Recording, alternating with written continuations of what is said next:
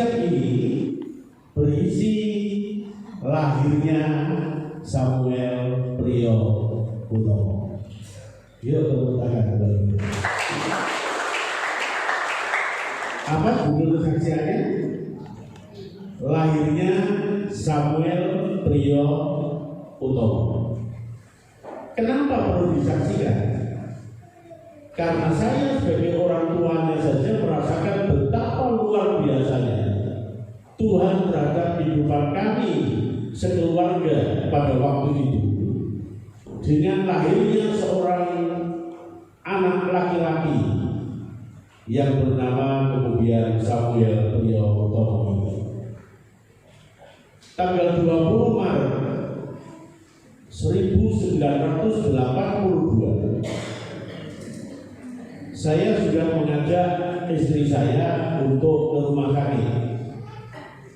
rumah sakit bersalin. Karena pada waktu itu Ibu Jono sudah merasakan kontraksi yang cukup kuat. Maka kami ke rumah sakit yang berjarak kurang lebih 4 km. Ternyata setelah sampai di rumah sakit dan 1 hari atau 1 malam ada di rumah sakit, bidan menyatakan pulang saja Bu, masih belum waktunya. Maka pulanglah kami. Tanggal 22 Maret 1982 kurang lebih jam 10 pagi Ibu Joko mengalami kontraksi lagi.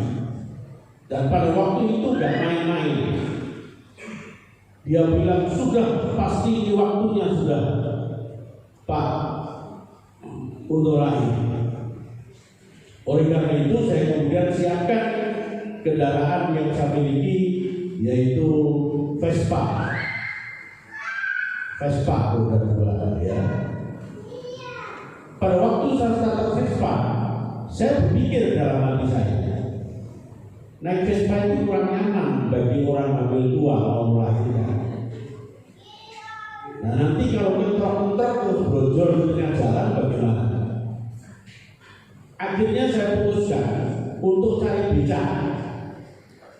Karena kalau cari becak tentu pelan-pelan saudara-saudara sekalian. Jarak berapa kilo? 4 kilo dari rumah. Maka dapatlah becak dengan pengemudinya yang sudah agak tua. Naik becak kami berdua, saya dengan Ibu Joko. Kira-kira di tengah perjalanan 2 kilo, dari 2 kilo dari rumah 2 kilo mau sampai ke rumah sakit. Tahu-tahu ada mobil baru cat putih Honda Civic tahun 1982, masih baru. Dan mobil ini tahu-tahu berhenti di muka kami yang naik becak. Begitu berhenti, sang pengemudi seorang ibu-ibu masih muda dan saya masih ingat betul wajahnya yang pasti cantik sekali ibu. Sudah cantik, dia pakai baju putih semua, tapi bukan putih perawat, putih agamis, pakai jilbab saudara. Jadi cantik dan pakai putih semua. Mobilnya juga putih. Begitu kami masuk ke dalam, joknya itu juga putih semua. Tidak sempat saya bertanya dan berpikir seperti itu. Kenapa kok putih semua? Kami berdua itu langsung digandeng sama si ibu muda ini. Digandeng sama ibu muda ini untuk langsung masuk ke rumahnya, ke mobilnya. Dan sepertinya kami berdua itu seperti kerbau dicocok hidungnya, nurut saja, nurut masuk ke dalam. Setelah itu baru dalam. Di dalam perjalanan yang 2 km, kalau saya bisa merekam pasti saya rekam. Karena saya langsung mengadakan tanya jawab kepada si ibu muda ini. Saya bertanya kepada dia, Bu, kenapa ibu menolong saya untuk membawa ke rumah sakit? Dia bilang, saya tadi papasan dengan bapak sama ibu. Pada waktu saya papasan dengan bapak ibu, saya melihat wajah si ibu ini sudah sangat menderita. Artinya memerlukan sebuah pertolongan. Karena itu begitu saya sampai di kantor di asuransi Jiwasraya Kota Cirebon, dia ingat wajah Ibu Joko, langsung dia balik kembali mencari kami kemana. Dan ternyata apa yang diperkirakan pas jalannya.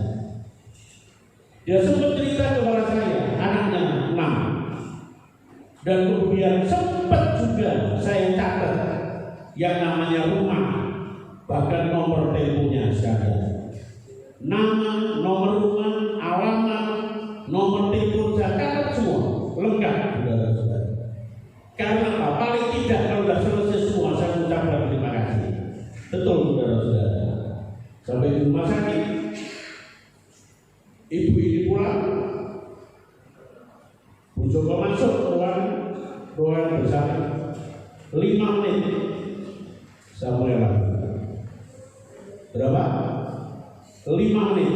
Jadi kalau tidak ada yang menolong bawa mobil, tetap naik becak 2 kilo, saudara-saudara.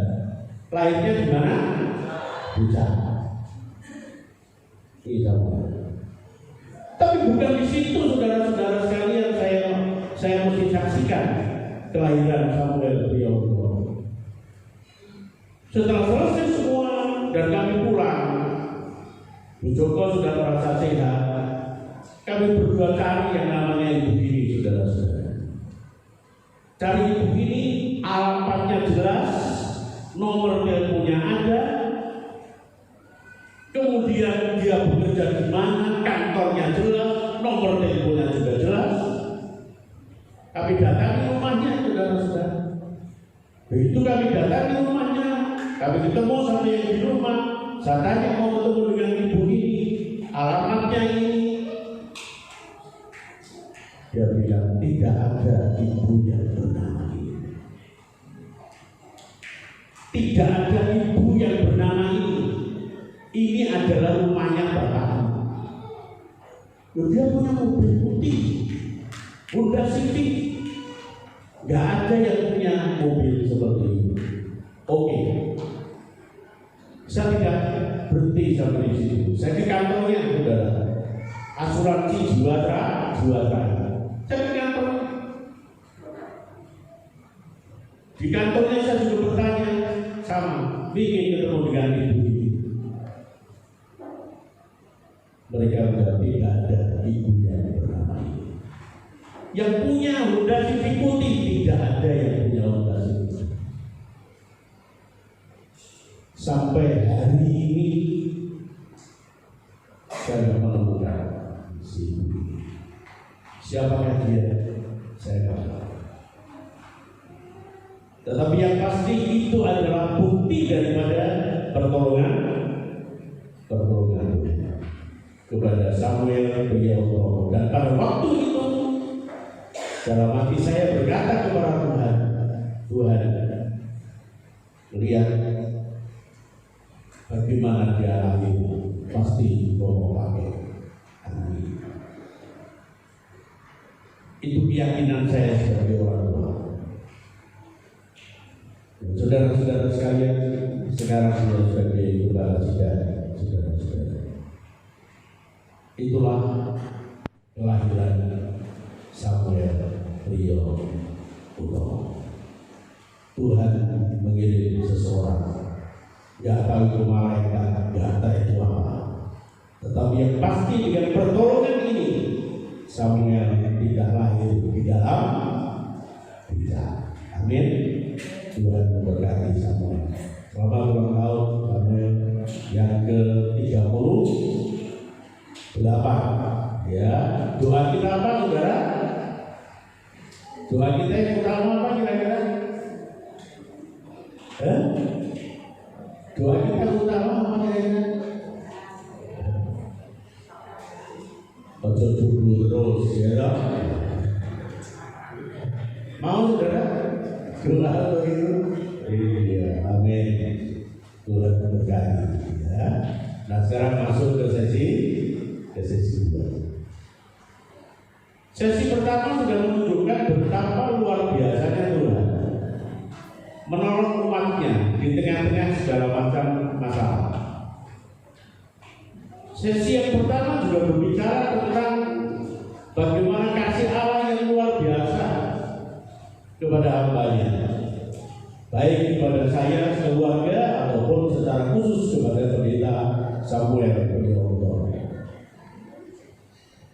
Dan Tuhan yang saya rasakan 38 tahun yang lalu, saya masih percaya sampai hari ini Tuhan tetap sama. Dan Tuhan tidak pernah berubah. Kalau Dia mengasihi kepada kita, Dia juga tetap mengasihi kepada kita. Bukan cuma sampai hari ini saja, tapi sampai selama-lamanya. Kalau Tuhan sanggup memberikan pertolongan di tengah-tengah keadaan daripada Ibu Joko pada waktu itu, di dalam waktu yang sangat tepat, Tuhan pun juga selalu siap menurunkan tangannya, menolong kepada kita sekalian. Siapapun kita, dalam keadaan apapun juga, Tuhan kita tidak pernah mengalami perubahan. Dan khotbah saya pada pagi hari ini mengacu kepada tema yang diberikan kepada saya adalah bagaimana kita hidup yang punya komitmen. Bagaimana kita hidup yang memiliki komitmen, saudara-saudara sekalian.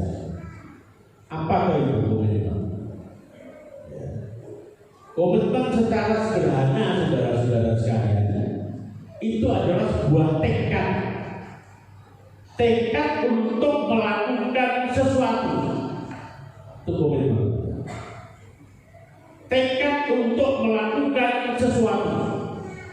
Jadi tekad ini bukan sekedar ikrar, bukan sekedar slogan, ya. Slogan itu umpamanya contohnya adalah dalam 1 tahun kita berangkat 5.000 jiwa. Slogan juga.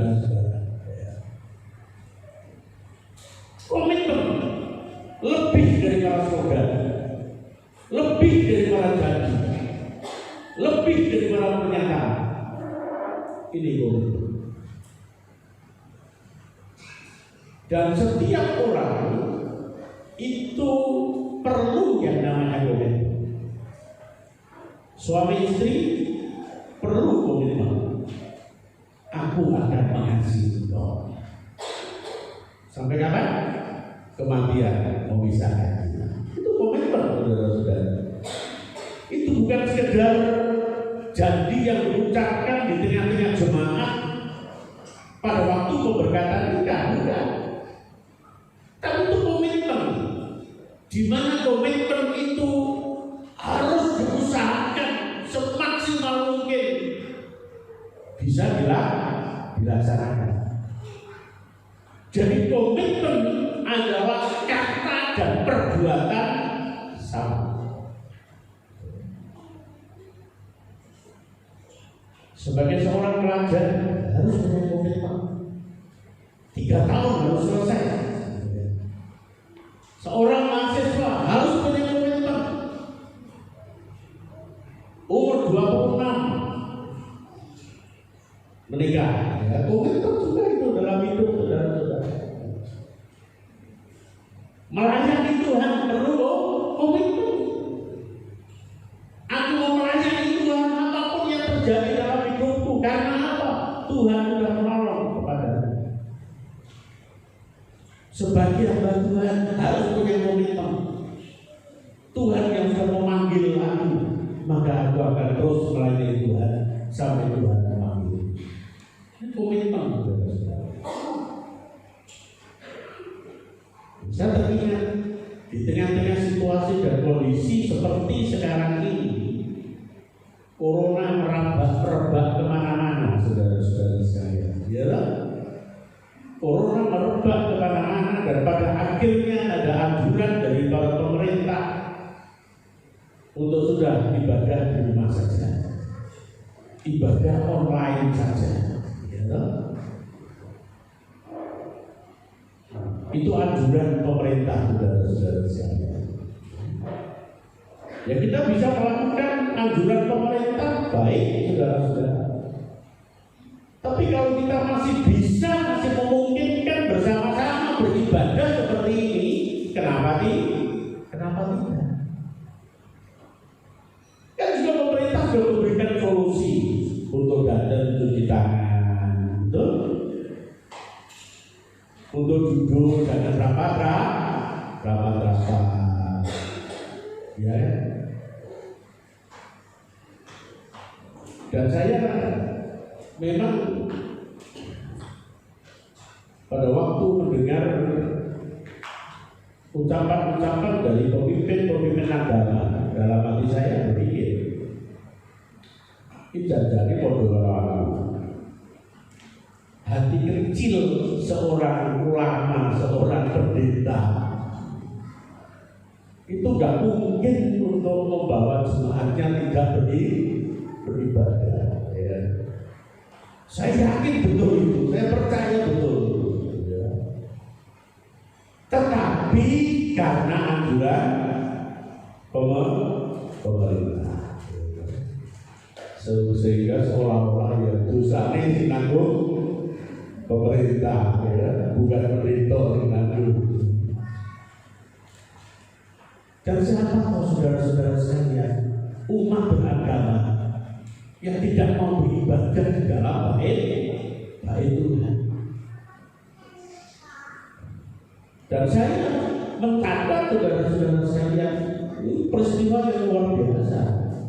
Sampai dianjurkan kalau bisa ibadah jangan di tempat ibadah, ya, di rumah saja, online saja, saudara-saudara.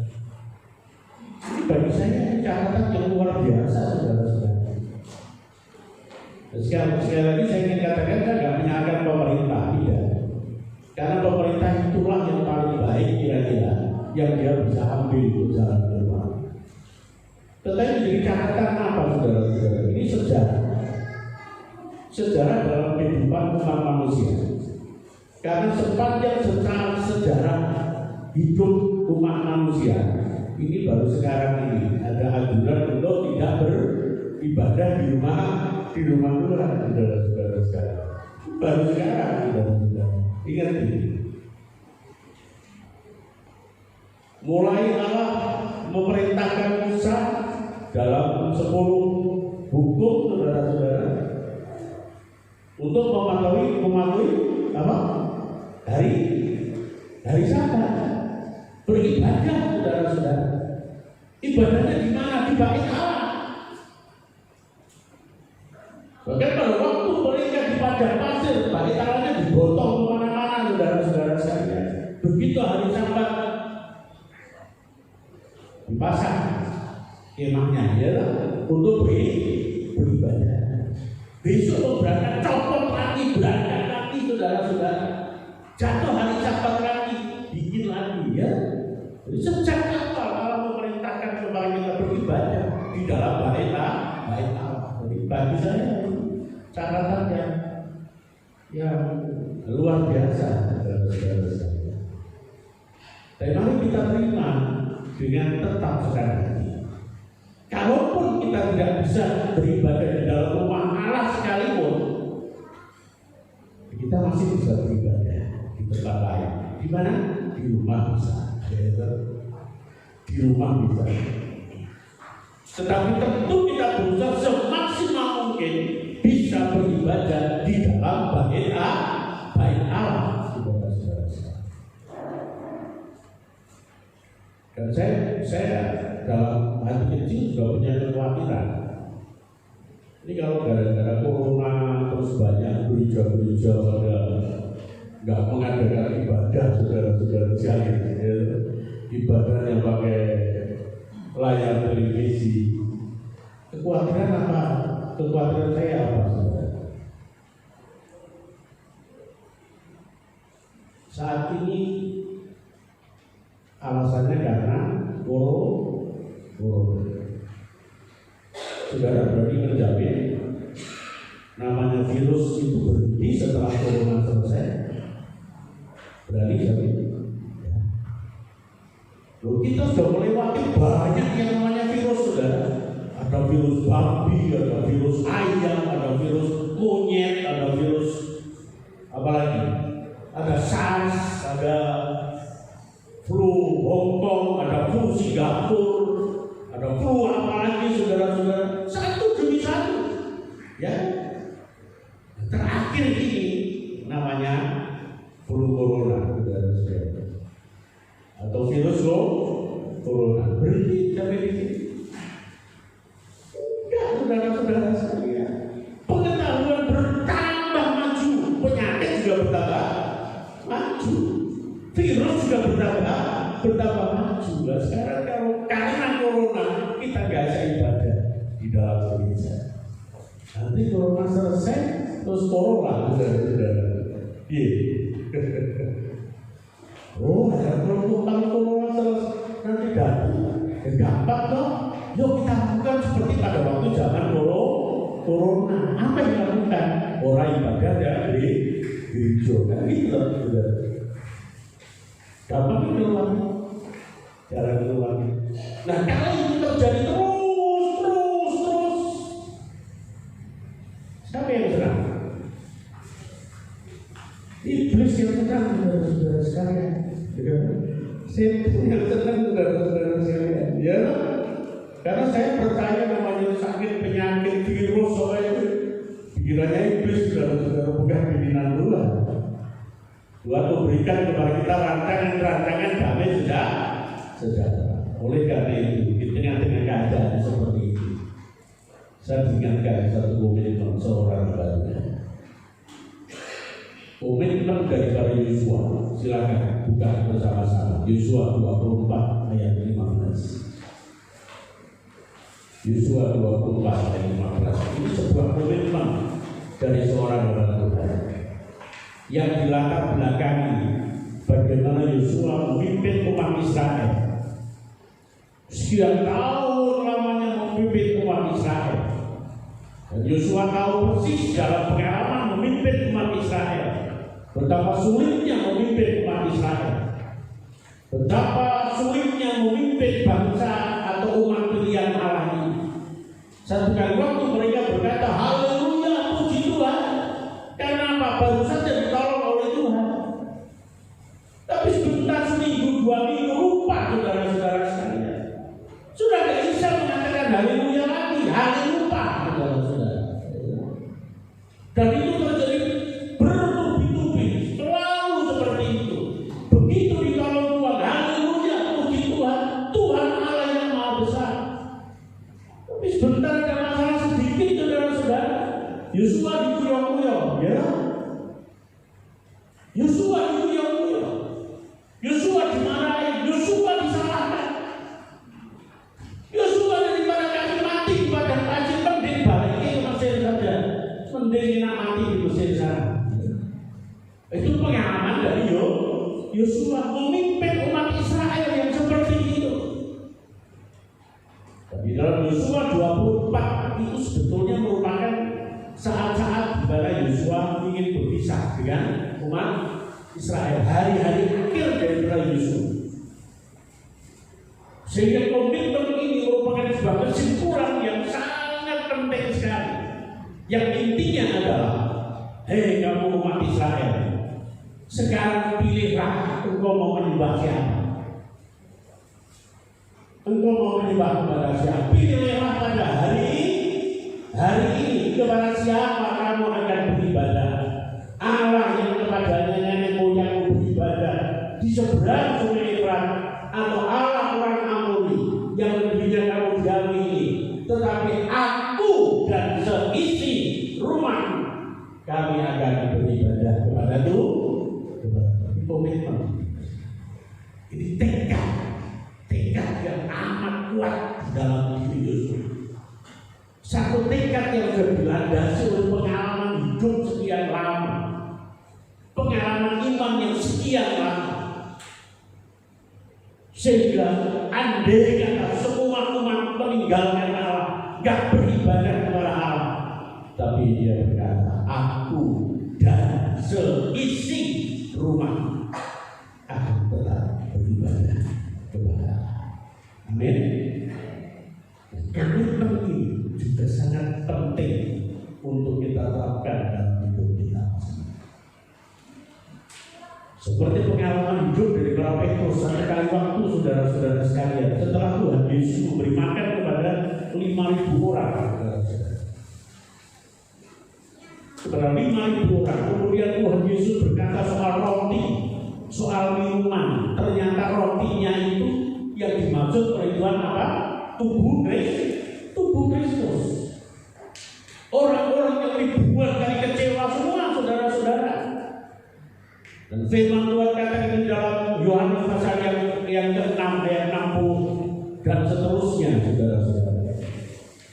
Orang-orang meninggalkan Tuhan. Lalu Tuhan berkata kepada Petrus, apakah engkau akan meninggalkan aku juga?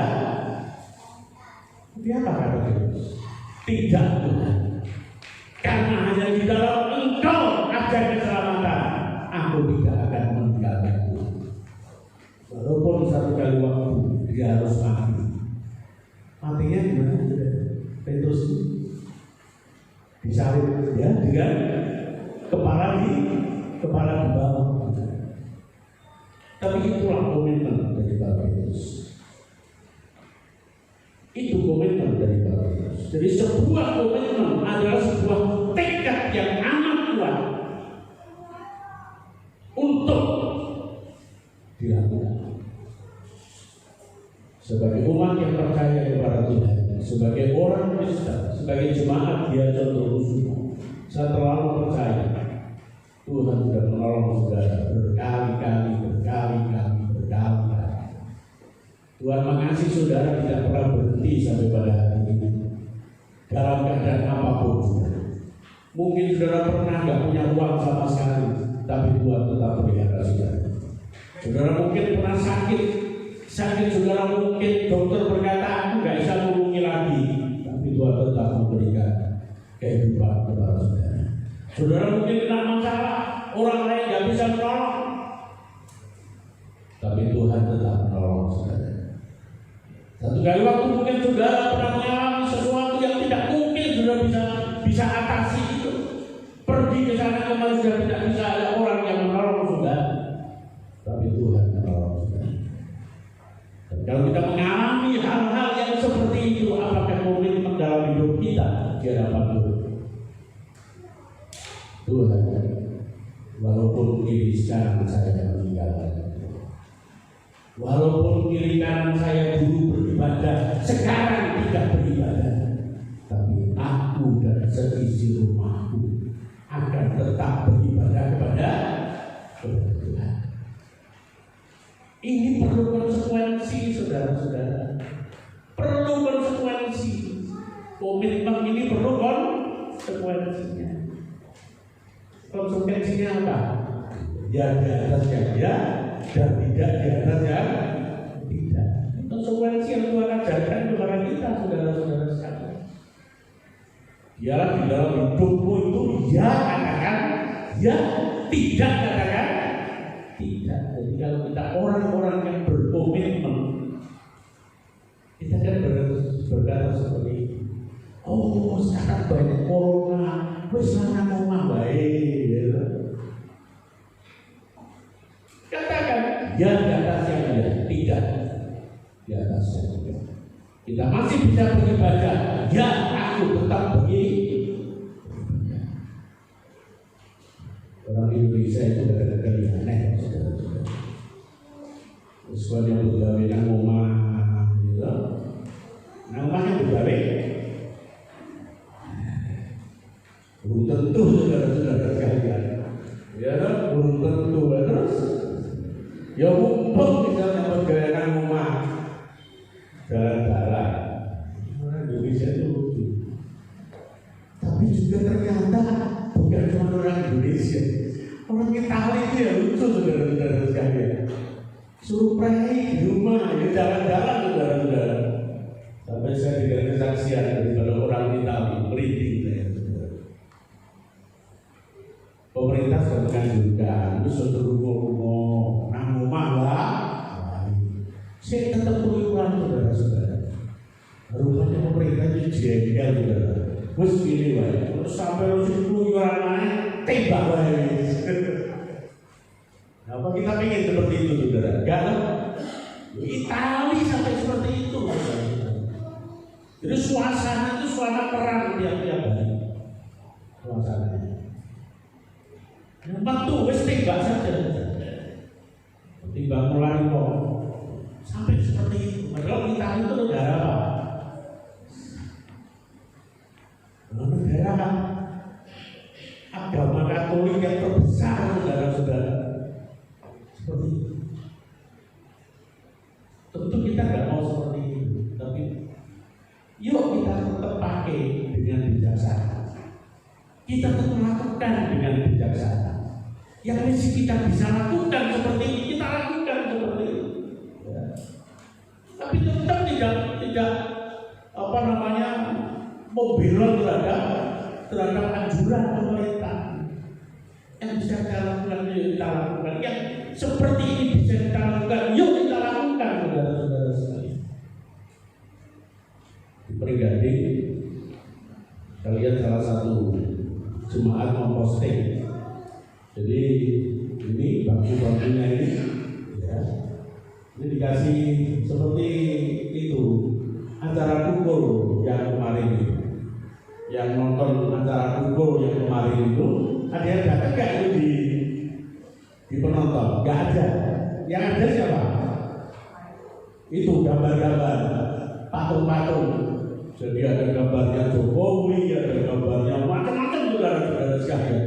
Jadi Perigading itu ini bangku-bangku dikasih gambar kucing di sana, ada gambar anjing di sini, saudara-saudara sekalian. Jadi yang ada kucingnya jangan diduduki. Yang ada anjingnya jangan didudukin. Artinya apa? Biar ada selang waktu, selang tempat 1 meter paling tidak, nggak uyel-uyelan seperti biasa. Toh masih bisa dilakukan seperti itu. Kita lakukan. Sebab komitmen kita tetap beribadah kepada Tuhan. Konsekuensi saudara. Ya di atasnya, tidak di atasnya. Risiko mungkin kita terima, kita ambil risiko itu kalau kita punya komitmen. Kalau kita berkomitmen mau setia sampai akhir, ya ada risikonya saudara-saudara. Ya, aku mau mengasihi engkau dalam keadaan sakit, dalam keadaan sehat, ada risikonya enggak? Ada. Pada waktu istrimu sakit, engkau mengasihi enggak? Mengasihi itu risikonya saudara-saudara sekalian. Ya. Oh, aku mau nyayangi kalau pas sehat saja waktu sakit, aku nggak nyayangi. Itu bukan komitmen saudara-saudara. Ngapusi itu pada waktu diberkati saudara-saudara. Yosua ambil komitmen yang tegas.